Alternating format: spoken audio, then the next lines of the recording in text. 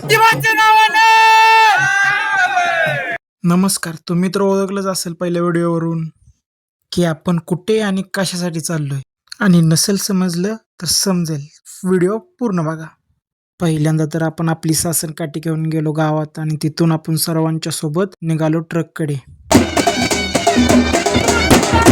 चौकात पोहोचलो, सासनकाठ्यांचं पूजन झालं आणि निघालो पुढल्या प्रवासाला. पहिल्यांदा तर आपण सासनकाठ्या ठेवून घेतल्या ट्रकवर, आणि नंतर ट्रकचा बारीकमध्ये व्हिडिओ काढला. सगळेजण जाऊन ट्रकमध्ये आरामशीर बसलो आणि चाललो आपल्या देवदर्शनाला. आणि फायनली आपण 3 तासाचा प्रवास करून आपण पोचलो ज्योतिबांच्या डोंगरावर. ट्रकावरून खाली पालख्या उतरल्या आणि आलो डायरेक्ट पुजाऱ्यांच्या घरापुढं. नंतर सर्वजण पालख्या घेऊन निघालो मंदिराच्या दिशेनं. कसा आहे वाजा?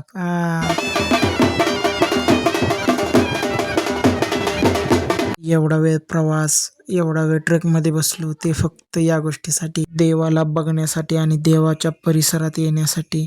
हे सुख समाधान शब्दात मांडता येत नाही. नंतर काय, मग रावळात आलो, सासनकाठ्यांची प्रदक्षिणा मारली आणि सासनकाठ्या नाचवायला चालू केल्या. हे आहेत आपल्या गावातील मानाच्या 3 सासनकाठ्या.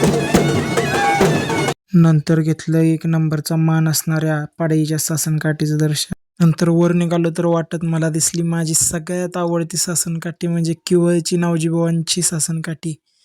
तिचं दर्शन घेतलं आणि निघालो पुढल्या मानाच्या सासनकाठ्यांच्या दर्शनासाठी. निनामची ही दुसरी मानाची सासनकाठी. वर जाऊन बघतोय तर काय, आपल्या सासनकाठ्या नाचवायच्या चालल्या होत्या. आणि मग काय, आपण थटतोय. मग काय, घेतली की सासनकाठी नाचवायला.